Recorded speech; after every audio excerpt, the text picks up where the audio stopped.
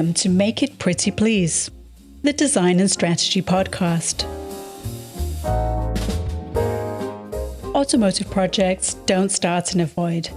They start with a decision that locks in capital, resources, and brand direction for years.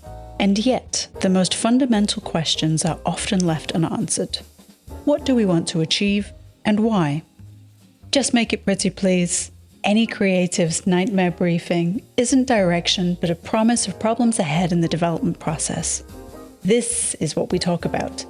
Meaning and form, delivered through brand strategy and design direction in an automotive context. Each episode is structured like a strategic project meeting. One question, clear thinking, real exchange, and no decoration. Now, let's get into today's topic. You sit in a briefing, the logic is sound, and everything feels perfectly clear. We're building a mid-size SUV, price range up to 50K. The platform is defined, the core technologies are fixed. The business case works. The segment is growing, the forecasts are stable. Customer expectations are seamless smartphone integration and always-on connectivity, ease of use, something intuitive, something that doesn't overwhelm, and design as a key purchase driver. Felix, are you ready to deliver on this briefing? Hi, Wolfgang. Well, if you ask me, can you deliver on this briefing? Well, the easy answer is yes. The real answer is probably no. What do I mean by that? A lot of these things make sense. It is a mainstream product. It has a reasonable price range. It has good things. It should be intuitive. It should not overwhelm. It probably says somewhere, oh, design is really important for these customers. But I would struggle with this briefing because it's not particularly specific. Yes, it's one of those many briefings without a clear primary user in mind. So it's more of a mixed bag of expectations you have to deliver on. And this is like the Model T approach or the Beetle approach. It's the same as 100 years ago, and now it's just electrified. Okay, that's a strong statement. I mean, what I mean is like a lot of these statements are statements that are kind of obvious statements. You know, they're not wrong, but they're not right either. And what I mean by that, when you say something like, it shouldn't be overwhelming, well, if you turn it around, if you make it into the opposite, who would want something overwhelming? You know, so it's kind of obvious stuff. Or who would want something that is not well priced? Nobody wants to pay too much for something. So those are, in a certain sense, hygiene factors. And therefore, they don't give you a lot of useful information, certainly not for a creative team. I forgot to add, make it pretty, please. Oh, yes, that would be the best briefing in the world, as we know. That's the point. So if you risk going into banality by just simply describing an average car, it doesn't give you the hooks to attach yourself to. And in the past, as you said, maybe certain products were so wide and so universal in nature because the market was perhaps not yet structured enough that you could actually even target particular customer groups yet, that it makes sense. But I think these times are, in a certain sense, over, or at least not what is happening at this moment in the mainstream markets. Yes, and I like your idea to turn the briefing around, the bullet points, and say who would like to have a car that was overwhelming. And these briefing requirements in this very generic brief show that they don't hurt, right? They just sum up as many wishes and requirements as possible, but there's no real prioritization required. You just can say yes to everything. It doesn't hurt. This is a problem in today's working environment, that there is no clear decision or no clarity for something. We just keep adding more requirements. Like the sarcophag in Chernobyl, you know, you have this problem and then you add some other layer to hope to solve this problem. But it's not addressing the root cause of the problem because we just add another layer. We have the screens and we know some people hate them, but we just make it not overwhelming or the like. I know what you mean. So you're basically suggesting that the symptoms become more or less identified as treatable, but you don't go to the root cause. Yes. I agree on the need for very clear briefings. if you want to have strong products. So for me, in my experience, especially when you work in an agency environment, the quality of the briefing is very strongly correlated with the quality of the client, in a sense that the more a client knows what he or she or the group wants, the clearer and the easier it becomes for a great design team to deliver, to over-deliver, to surprise, and to make something outstanding. And you see that really in the visual quality of briefings. Of course, designers are visual people, so we're very judgmental in that sense, but also in the structural clarity of a briefing. So briefings are key elements, because if you walk out of the room and you see 1,000 micro questions, but you don't have the big question, the big, who is this really for? You leave the room and you wasted an hour or two of your time. What is the problem of this really? Because at first sight, this doesn't hurt. So what? Why not try to include as many people as possible?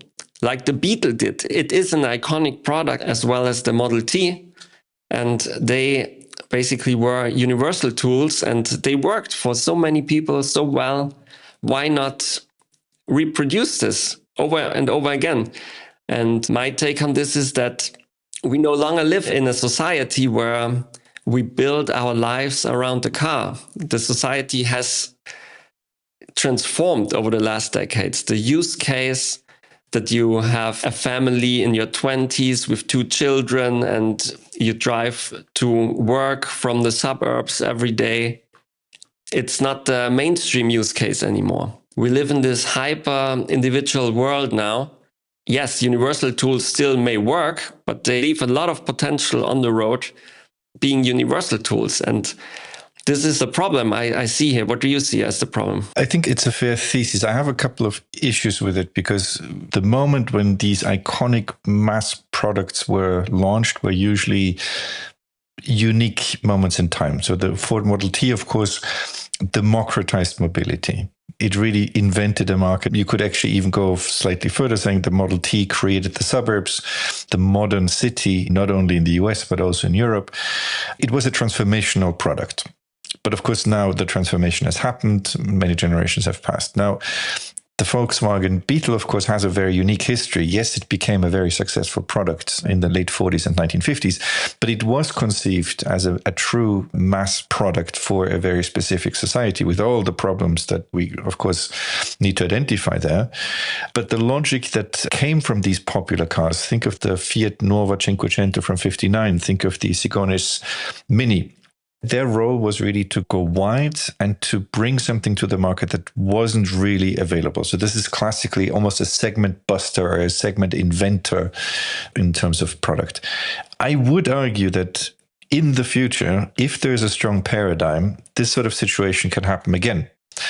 But it's very rare. So that's why I think if you are in a semi-mature environment, this approach isn't good enough. Because historically, it only happened a few dozen times, while there's thousands of cars, of course, out there that need to work in a much more individualistic environment. This approach still works. It is valid, but this is the race to the bottom. We see this. There is a market for, I want to have a car which just drives and gives me 4 doors and enough space to have basic luggage. This is here, but Beetle and Model T, they had no alternatives and they were alone.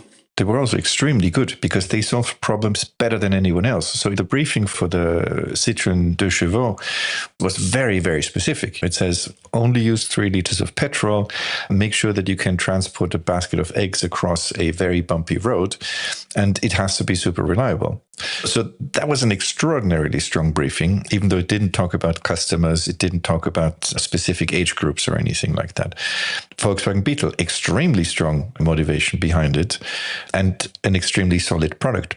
Better than probably anything, certainly at that price, at that time. And that's why I agree with you that if you have this sort of like, oh, we want to build something for everybody, but we don't have strongly differentiating technologies or arguments or proportions or use cases, that's not going to happen because that's not clear enough. There's no customer advantage so big that millions of people buy into it. Yes, and the Beetle and the 2 Chevaux, they are perfect examples for an era where features could differentiate brands. It was amazing to have a car that could transport X over a bumpy French countryside road.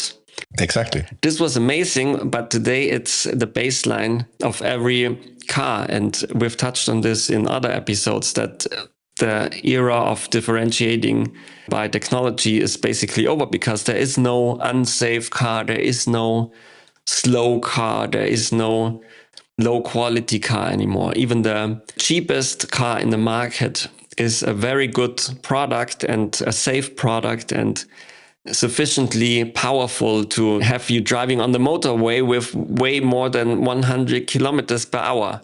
There is no need feature-wise. And the moment features can no longer differentiate brands, we are in this race to the bottom, because then every car is a universal tool, basically, if it has no real use case and no real target group in mind. Who are we designing for when we just make it pretty please for everyone? The problem is, if you don't have the clarity, if you don't know who it is, there's of course the problem that you might be confused. But it also creates a phenomenon where everyone works to their best ability. So then the marketing department does something that is, according to them, the right thing. The designers go into all sorts of directions because they don't have a clear thing in mind. Engineering will probably not prioritize certain features in one way or another. So everyone does what they think is best, but it doesn't have a strong criterion to prioritize certain things. It might be a very messy process because people would argue over things that shouldn't be argued over. This is the thing, yeah. The moment we have no clear person in mind, no clear target group in mind, we have to focus on the features. What are others doing? What can we do? What is available? But this is an interesting question for you, Felix. To me, design is the interface between technology and the user. And if you have no user, no clear user, what does this leave for design? I mean, the moment we leave this open or ambiguous, design principles stop working, because you left the user out of the equation, or the user is reduced to such low common denominator that it has to be so generic and leave so many options open that you really cannot design according to key principles that say, okay, we have a clear function in mind, we want to convey a clear meaning. It has to leave all the doors open and all the possibilities available to everyone. So first of all, let's talk about the basic premise. The designer as a mediator between the user and the technology that needs to be used and shaped. So that is the role that a lot of designers do identify with.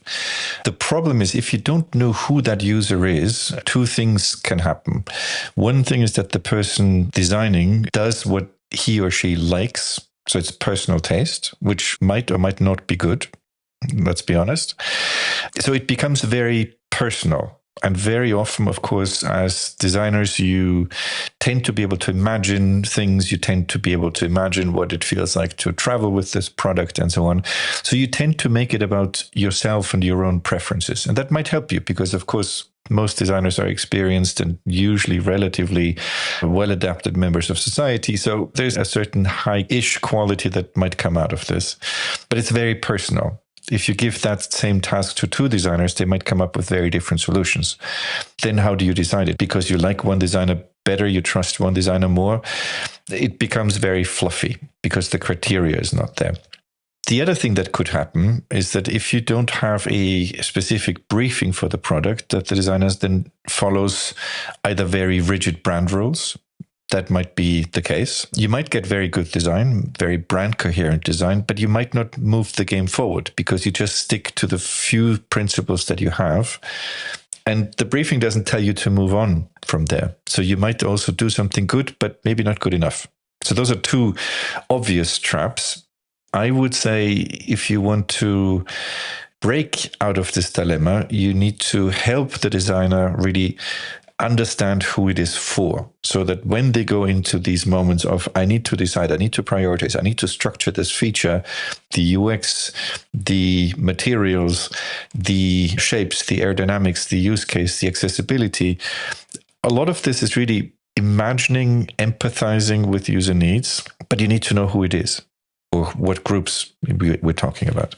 I would like to build up on this, because design is just one puzzle piece in the whole process. And now you have one designer imagining their dream story, their use case, and their ideal scenario.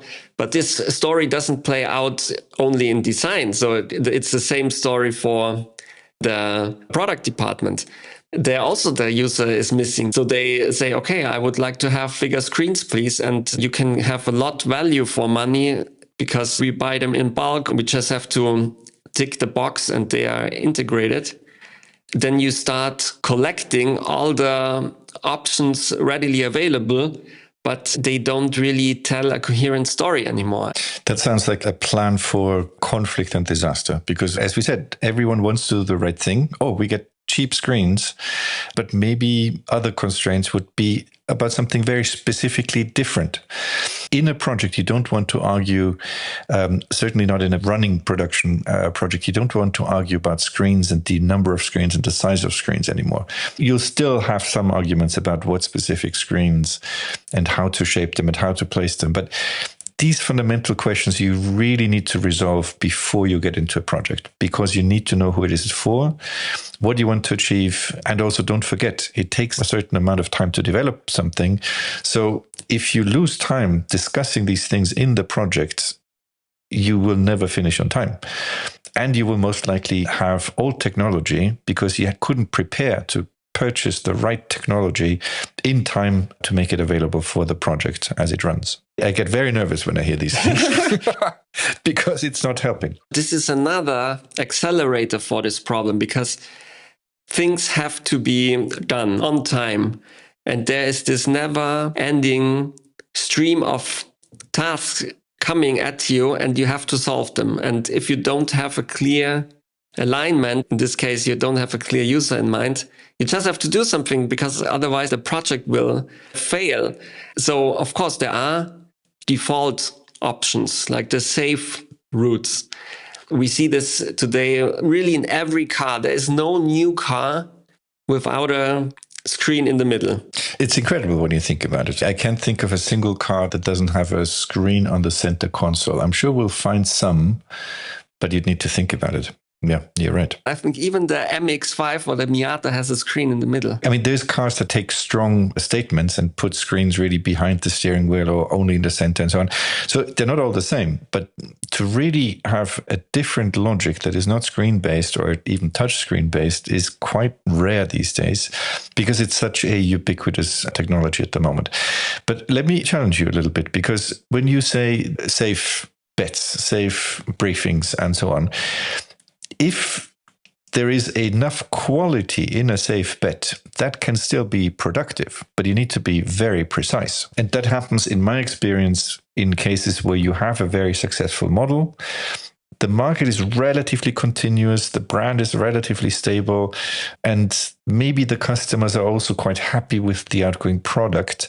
Then you can make the case for safe bets, as in like, oh, we know that this works. We have very good data on the previous model. We know exactly where emissions need to go. That is a safe story. It's not happening very often because the world changes every 5 to 7 years anyway. But that's the only case where I think a safe bet makes sense. If the segment is stable, if the brand is strong, if the product makes people happy, then safe is fine. Yes, but then the safe equals it's a clear picture. Because it's very clear. You know who the target customer is, then it is safe. Exactly. When it seems safe because you want everyone on board, then it becomes extremely unsafe because no one feels passionate about it. That's a luxury problem, if you will.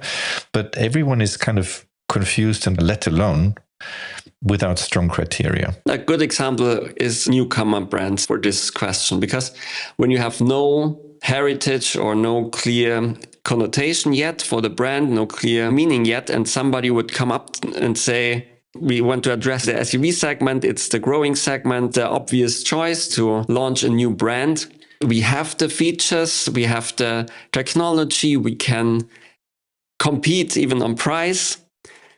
Here we are. Then you have this briefing, and who do you look up to, or what is your North Star? And the consequence of not being able to answer this question is you have to look somewhere else. And this somewhere else is usually either the competition or what you have in your pocket in terms of what you can manufacture. There is no use case. People will find the use case with the product, but this is what we can do, and this is what we do best, and let's make it as cheap as possible. And this is where we are today. The problem of not being able to answer this question is not that you don't have a car in the end. You have a car and it's fine. But we are now in this hyper-competitive era where margins are super low. And this is the key question or a key lever to check if you have the basic requirements of differentiation in mind when you start with a project. Because yes, you can do an advertising campaign later and tell a story, but the product is the root of everything, and the rest is just decoration if you don't have a clear user in mind with a strong use case from the very beginning, which aligns the whole project from day one and helps you to face all these challenges and difficult questions ahead in the road. And there are thousands of questions that are coming up from the briefing to start of production. This is the red thread that helps you to stay in line and not drift off and end up in the race to the bottom again. That's quite an interesting example that you said, when you only build what you can produce. This is one of the most tricky moments for successful products. You mentioned the Ford Model T, you mentioned the Volkswagen Beetle. The companies went almost bankrupt when they had to replace that model because it was their business model, it was their identity. So Volkswagen, before they switched to the Golf, which was a radically different thing, they tried desperately to keep the same platform, just dressing it in slightly different shapes. And it didn't work at all, as we know. Ford, they had to close the entire factory and retool the Model A in this case, which wasn't nearly as successful and impactful as the Model T. But it shows also that this is a problem, even when you're very successful, that you get led by what you know works. So that's very, very risky when you can't step out of it. And of course, beyond the car, we know examples like the Kodak film paradigm. They invented a digital camera, but they didn't want to challenge the business model and therefore went bankrupt. So there's also that problem that you need to really look at what people want. Exactly. And both models, the Model T and the Beetle, they are perfect examples for this question because they were so super successful, and then they changed society, but they didn't change with society. And when you see the step change from the Beetle to the Golf, that's why it was so incredibly difficult for Volkswagen to come up with the Golf, because this car has a completely different idea than the Beetle. And the Beetle was just about, we have to bring mobility to the masses and democratize the car. The target group of the Golf had much higher requirements than to be on the road.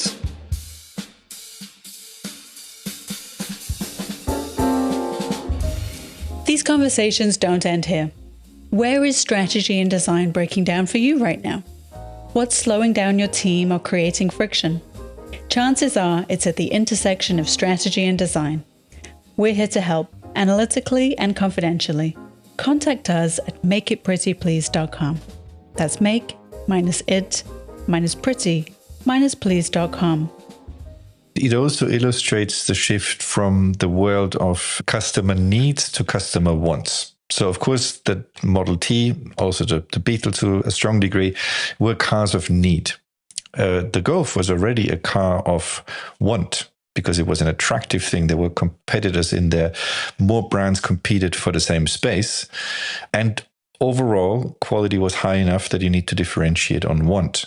And I think this is the key moment where, as a designer, you need to understand not only the needs. It's very often you talk about user needs, but also user wants. And I think the needs, as important as they are the hygiene factor, they're the bread and butter. But people buy design also emotionally. So the designers, they need to understand what the want reaction is that you want to provoke. Therefore, you need to understand who that person is or these personas are, how they're motivated. And then it helps you in your design work to target that and to shape it and test it. Does it really provoke what we want it to provoke? Designers are in many ways like catalysts. Lots of information gets thrown at this mysterious device. The catalyst doesn't change, but it changes the outcome. So data in, data out, that gets transformed. But because you know that you need to catalyze this information, you need to have a strong understanding of the customer wants to build something significant. Yes, let's build up on this wants, because to me today, the needs are over. They are the baseline.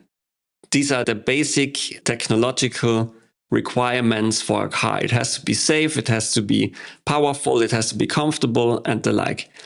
Today, the car is all about want, except for the race to the bottom market. And these people, they just buy the product first and then the brand second. So they don't care really about the brand. They just care about the products. This market exists, that's right, but it's not the area of future for legacy brands.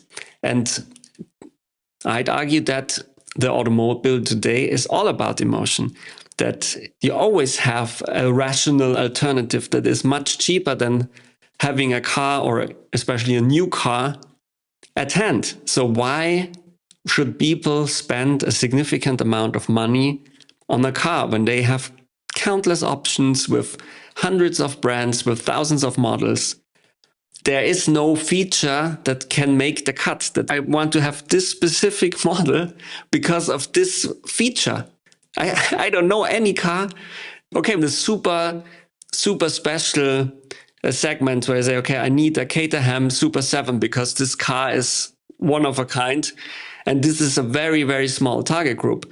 But in the mainstream segment, I don't know any feature that would make the difference for a significant amount of buyers that say, I buy this car because of that. In the spirit of playing devil's advocate with you today, I could think of a couple of cars where this is the case, but they're really exceptions that prove your rule. So for example, the Tesla Model Y, it does offer such a different solution, and it was the first one to offer that solution, so that it does cover a large market because the whole thing is a feature, the charging system and that sort of format that didn't exist before. You could also say that there are certain markets where it becomes important who makes the connectivity and the digital infrastructure of a car.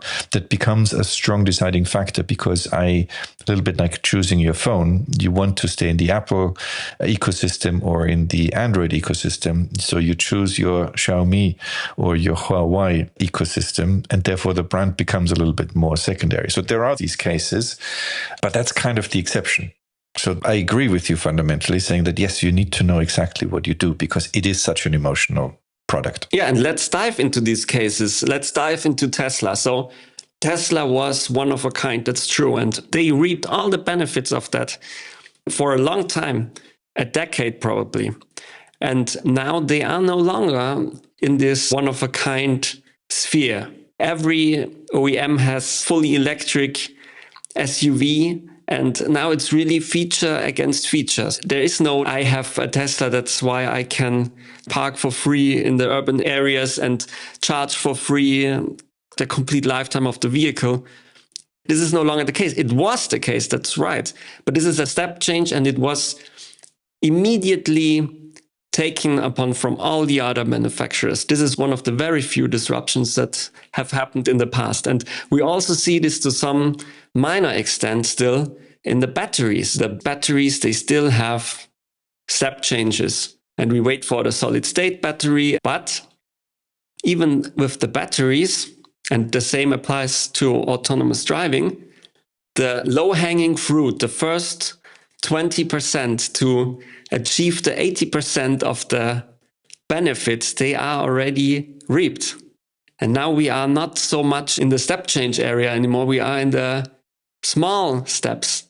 This is a completely different story. And it's not a deal breaker to buy a car without self-driving device from Tesla because you can get something similar from Mercedes or from another manufacturer. Yes, I would also really argue that Tesla is getting into that late Volkswagen, late Model T dilemma of building one thing, making that really well, but really struggling to get the next thing because the world has changed. What's interesting is that it seems to accelerate a little bit because the Ford Model T, the Beetle, and many of these, iconic mass cars, they lasted for a certain time. They lasted for maybe 10, 15 years, sometimes a little bit more. Tesla Model Y is actually their most recent model, super successful, but after 5-6 years, too many competitors, not original enough in many ways. So they seem to struggle faster in today's world than in the old world of need. Yeah, but let's clarify something. So I am a fan of long products and few products because what we see is a natural solution for this is to have as many variants as possible. And every year a new model to keep up with the features. And this is exactly the problem you have when you have no clear user. You have to keep updating and you have to keep trying to fill all the gaps because you want to reach as many people as possible. And why not have a smaller version of this or a limited edition version of that to try to get additional sales? But the Tesla Y is actually a really good example. When you have a clear user in mind, you can reap the benefits of this for a long time. It's a good example, actually, to see that it can work. You have a clear target customer. You knew who those Tesla people are, the Tesla Jünger, and they are a community and they have a clear preference for Teslas. Beyond feature comparison, I want to challenge you on that because it is a remarkably successful product. Whether you like it aesthetically or not is another discussion, but it's very clearly positioned. But I think it is because it has not one feature, but a series of features, a series of conditions that make it unique. Therefore, the whole brand benefits from it. So if you now copy, so to speak, all of these recipes, which is not easy to do because you can't just reproduce the charging infrastructure. You can't just reproduce the founders or the co-founders' personality and so on. It's not an easy recipe to copy. It's certainly not the clear recipe that helps you in most development processes. So maybe let's talk a little bit about what is a good development process and what are the criteria for a good briefing. How do you strategically structure such a briefing that the different departments, design, marketing, engineering, and so on, get clear input to do their work? I will answer this question in a minute. I just want to add something for the Tesla, because you said it's not easy to copy. And this is the perfect example for this, because it's like trying to copy something on the outside, but you cannot really replicate the inside. You cannot replicate what it is really about. Yes, you can have the dominant screen in the middle and the minimalistic interior, but Tesla is much more than that. It's also much more than the ludicrous mode or something like that. All these are puzzle pieces that create one bigger picture. And you can take single pieces and try to copy them, but you cannot create the whole picture. Or even if you created the whole picture, even if you took all the parts Tesla was about and tried to recreate this bigger picture, it will still not be the same, or it would still just be a knockoff of the real thing. This is exactly why it is a great example, because it goes so much deeper than features. The features are just tools to deliver on this bigger picture. And how would I deliver a briefing is a similar answer to the answers I already gave in the other episodes. It's really about the brand. It's about what the brand is about, because today the brands are the main differentiator. And we see this coming up as a real problem now, because most brands don't really have a meaning. They're just built on past technology, and they never really thought about what it means in the new era, what they are about in the new era, when their original take on this technology of the past is gone. So there is no longer a specific engine layout that differentiates your brand or is the core of your brand identity. There is no specific feature you can build on because you are probably the safest brand, or the brand delivering the most quality, because everyone has now safety and quality. Today, it's really about the brand. What is it about? And we've touched on this a little bit with the Toyota example. We've touched a little bit on this with the Tesla example. You know what you get when you buy a Toyota. At least you knew it in the past, because you knew it was this made in Japan idea, this mindset. The people it would hurt them if they delivered a project that would fail you. So you have this extra portion of trust that the quality is really good. And it feeds through the entire system with the production method, with the whole idea of making no mistake and celebrating the mistake, because it's so important to avoid them, to deliver an immaculate product. And this was for a long time the backbone of Toyota's brand meaning.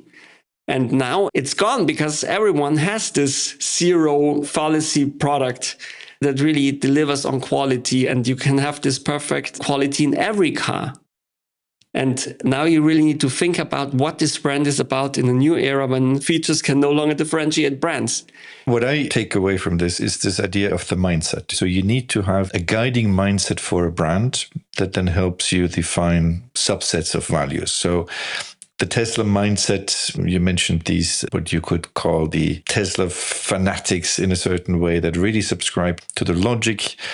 That mindset includes many of these features, whether it's ludicrous mode or some of these gamification stories, because they're coherent with the mindset. And I agree with you, if you just copy some of these features without the mindset and the coherence there, you're not going anywhere. So yes, it is about the brand, but the real question is like, how do you capture this who part and make it a strong counterpart to your brand narrative? Because let's assume for a second that you have the brand. Let's assume that we have a brand mindset that is clearly defined. We have a certain amount of heritage, a certain amount of past, or at least we have a consistently constructed brand. How do we strategically make sure that we understand our customer? What do we need to do, or what are the elements that we need to define who we design for? If we have a clear mindset, which is to me the meaning of the brand, if we have a clear meaning of the brand, then it becomes obvious what the product has to deliver on. The meaning is the real ingredient. If you have this, you know how to bring it to life, and the product just brings the meaning to life. I completely subscribe to that, but you still have customers that have needs and desires and wishes, and they also change. A 30-year-old in the 1960s obviously doesn't have the same values as a 30-year-old in the 2030s. So how do you make sure that it works with future customers, for example, from a strategic point of view? Okay, the 30-year-old today and the 30-year-old in the 1960s, they might live in completely different worlds. Even a 30-year-old today doesn't have the same mindset as someone who's the same age living next door. And this is the first fallacy we see with the target groups, that we go after age groups or income groups or countries. We try to find this clear segmentation, which doesn't really work. This is the first fallacy, and it's a big one, because why does somebody drive a Mercedes and would never drive a Golf, for example? Or why does someone have a clear preference towards one brand and does hate another brand? And this is because it's about our personality, what we want to embody in this world. And the car in the end is just who we are in traffic. So the moment you enter a car, you are the car. This is your face. It's just much more than a means of transportation, especially because it is individual. You are in charge. You are the one controlling it. It shows so much about you. This is why it hurts when somebody scratches your car. I completely see what you mean. Cars are very much our avatars. So they are really the personas that we wish to project on the outside. That's what I meant before. You need to understand the customer mindset. You need to understand the intrinsic motivation of a customer to translate these things into specific shapes. And it's not just the exterior, it's very much the interior, it's very much the materials, it's very much the UX and the UI. In my experience, a good briefing is very clear about what customer mindsets you need to address. And what I would also like to say, in order to understand the briefing, it doesn't need to be one person, because it's not one person, one age, one country that makes a successful product, but it is mindsets that are clear so that you can work towards them and then check against them. And of course, that is what informs then a well-defined briefing is what we call the persona. And the persona is not an actual person, as we know. It can be an actual person, but it's very often a shorthand for attitudes, mindsets that can help the development team, the communications team, the creative team to translate that. And in my experience, it's extremely useful to visualize that person, or that persona, I should say, to make that person's lifestyle, that person's mindset visible and kind of like an inspiration in many ways for the product. What I would like to add to this is that you cannot just create a product for every target group as a given brand. You have to be this brand. The meaning of the brand is not just something you can choose. It has to be there. And that's why Tesla is Tesla, and it cannot be replicated because it comes with Elon Musk, and Elon Musk is one key ingredient. And if you don't have this key ingredient, you don't have this meaning. This applies to every brand. You have to see what are your core ingredients in this meaning. You have to understand what your brand really is about.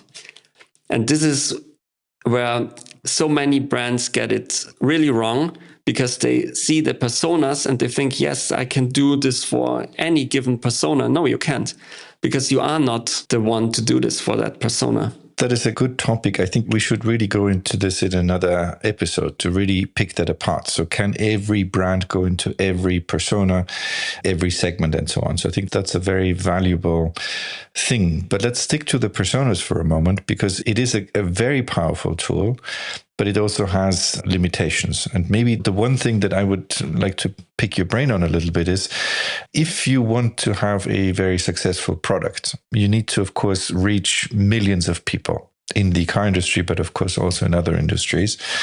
So, of course, it's not as simple as having one persona. I would say that you need to have maybe 3, maybe 4, but that's very specific, and it would almost be already going into sub-brands or special models.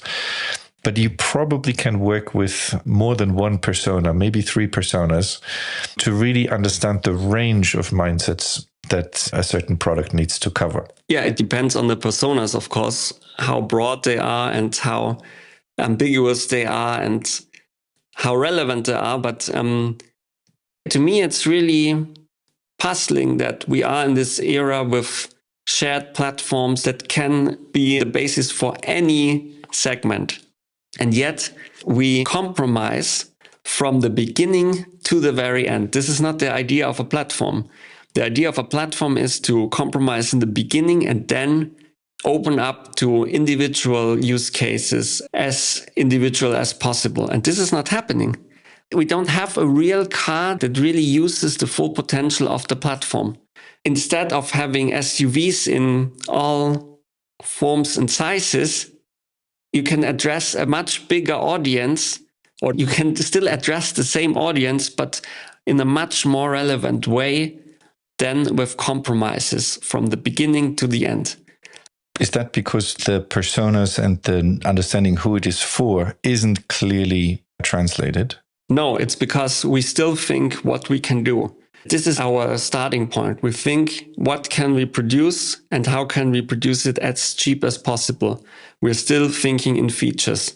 And this is why the platform is just used as a way to reach synergies and cost reductions, but it's not used as a way to reach maximum individualization. But that sounds to me that too many products aim for the same vaguely defined personas rather than fewer initiatives aiming for more aggressively defined personas, because a well-defined persona excludes a certain number of mindsets.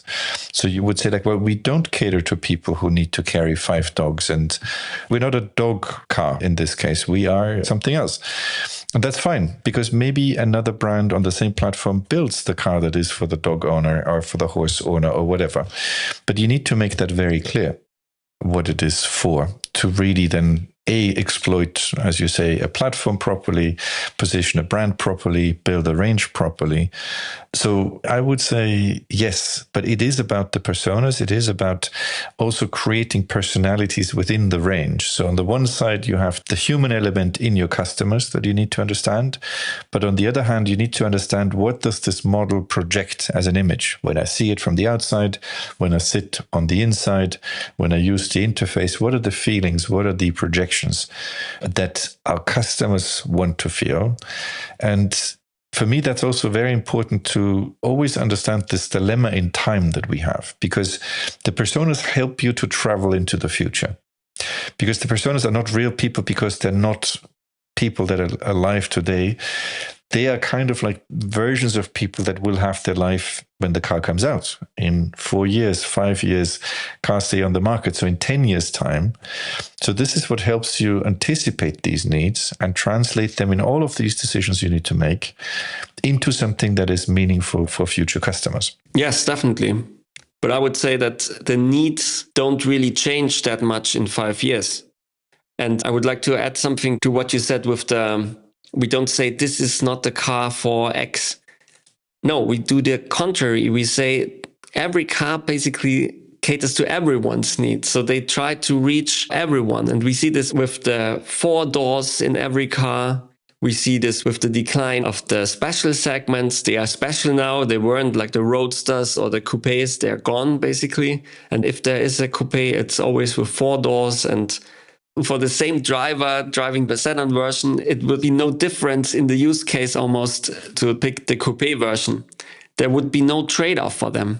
And this shows very much that there are no compromises in the sense of we need to keep all options open. And this is the biggest compromise you can have.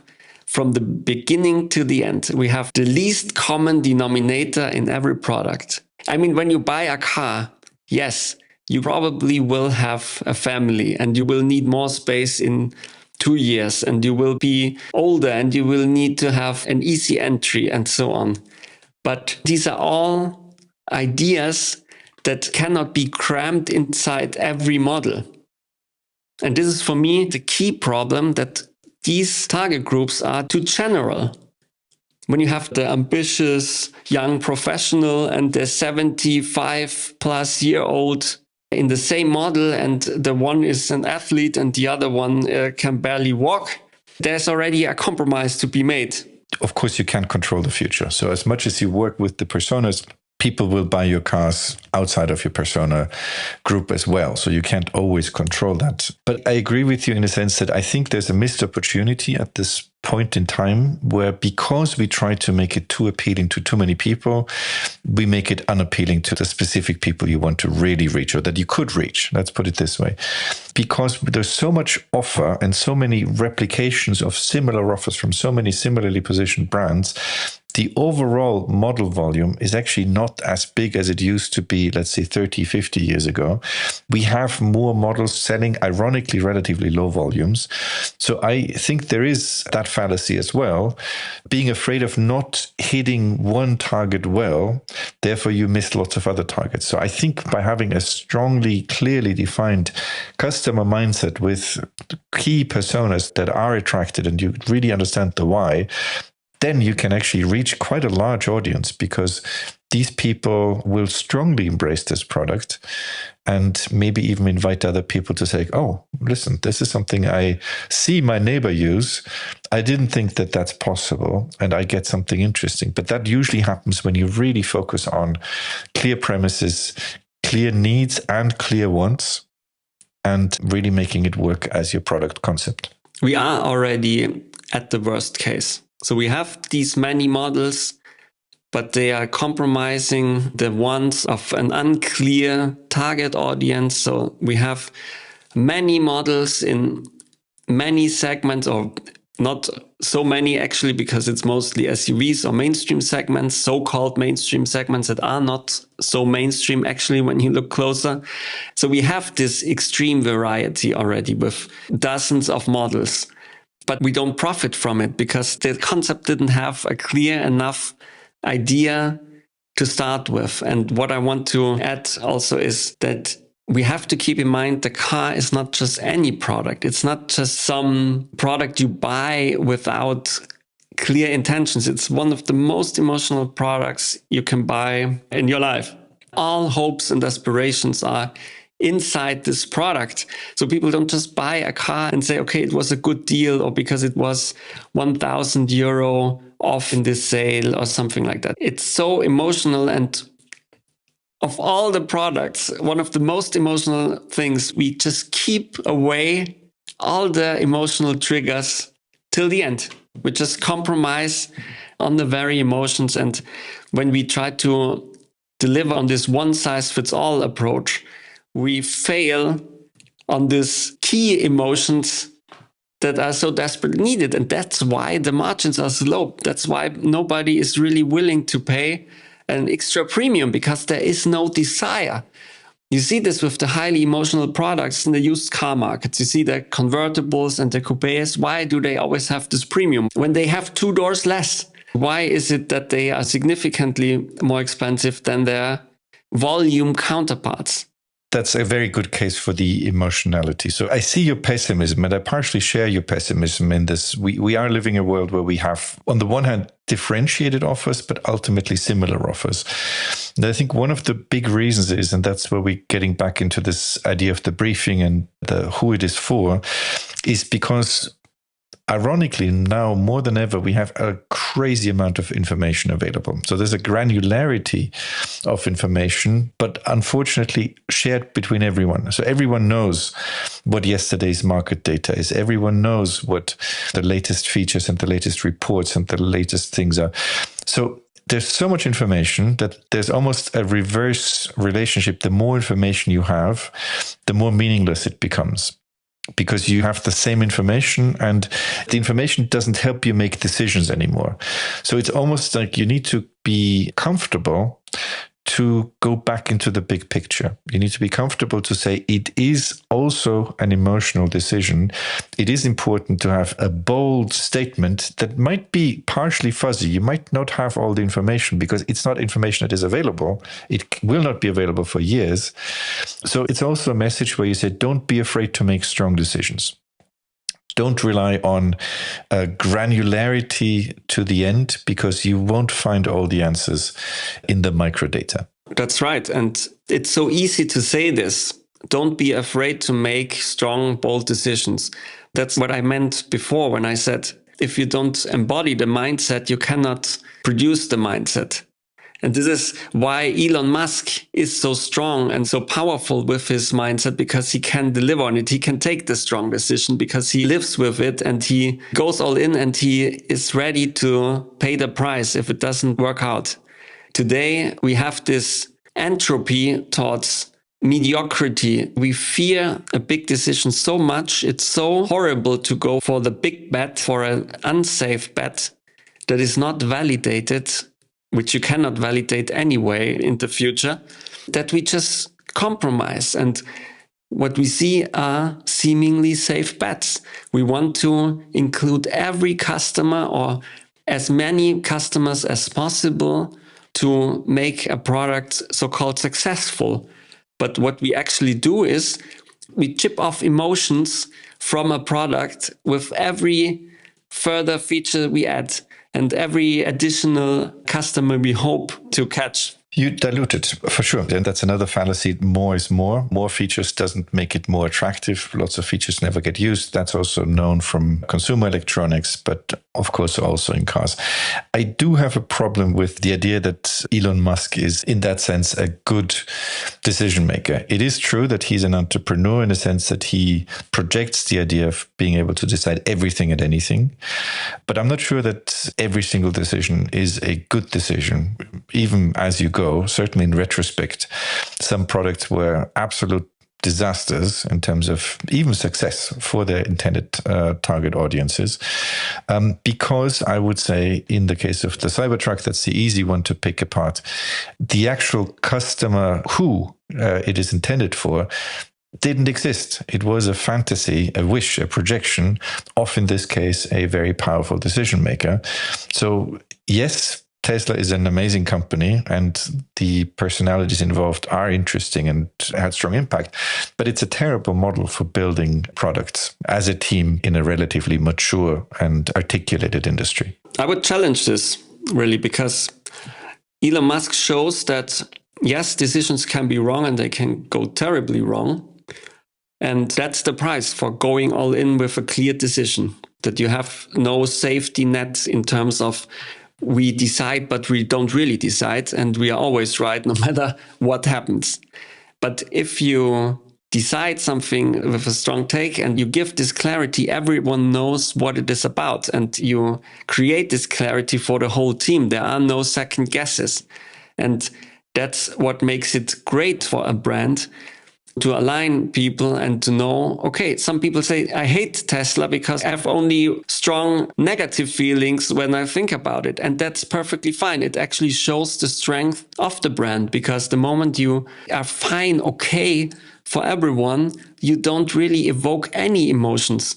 This is the key for the alignment. You know, you belong to this brand or you don't belong to this brand. And there are so many brands that have no emotions at all. You don't care. I'm just saying that the Tesla model is something that is rightly unique, but it's not a good recipe that you can apply to make your products necessarily better unless you really do the whole thing. And even then, it's not obvious that it will lead to success.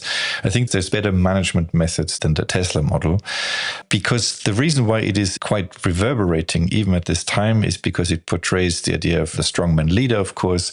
And the car industry, like many industries, has an affection for strongman personalities and strong leaders. When you think of obviously Enzo Ferrari, but many founders brought their name to the car brand that they founded. But I think we are in a world where, as a strategist, as a designer, as a product developer, as a founder of a company, I think there are methods that help you develop products where you don't need to rely on, I would characterize them as such radical ways of managing teams and resources. Absolutely. And the Elon Musk approach is not available to all the other OEMs because they are gigantic organizations with a completely different organizational structure. And that's exactly why the brand is so important. The brand's meaning is so important, because I would challenge the Tesla meaning. It's slowly losing strength now that every OEM has an electric car.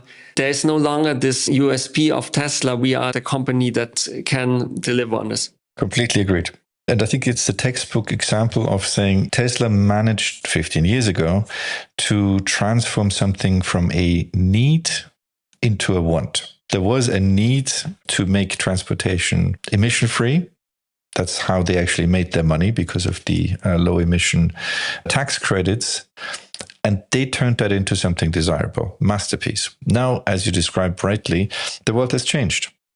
Because regulations have changed, certain markets have created even stronger initiatives, but also exactly because it's no longer the only product available. So they are now facing exactly as an organization the dilemma of the Volkswagens and the Ford Model Ts.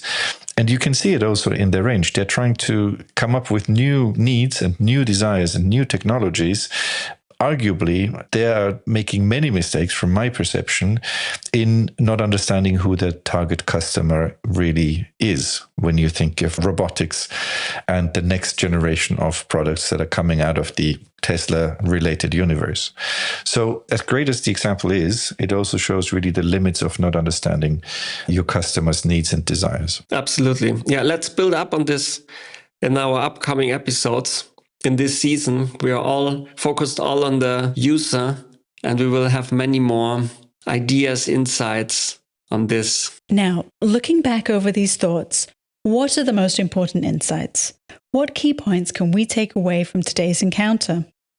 My key takeaway is you have to have a clear user in mind to create something that really creates emotion.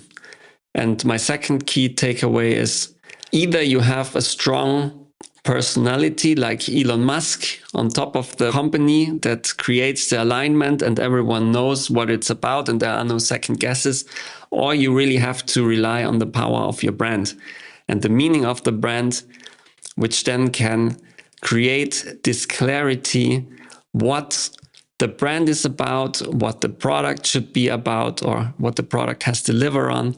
And also in communication, what your story is. If you have this clear meaning, then you know your story and you just have to tell it. What are your takeaways? It is important to have these stepping stones, I almost want to call them. The why, of course. Why do we build this car? But also the who we build it for. And the third stepping stone, as you rightly say, is the brand. And you need some sort of stepping stones because you are in a dynamic situation as a creative. You need to anticipate things that you don't know yet fully because they are in the future. So every safety that you can rely on, clear strategy, clear customer profiles, clear brand meaning and clear brand mindset helps you enormously to get you through this very complicated process of defining something inside, outside, colors, shapes, interactions, sounds, everything. It's an extremely complex thing. So knowing who you design for, as complicated as that might seem to really understand, it makes things a lot more simple. I think that's a great way to end our episode. It makes things way easier and it avoids the horror quote, make it pretty, please. Exactly. So the more you know, the easier it becomes for everyone to achieve something outstanding. Thank you, Felix. Good to talk to you, Wolfgang.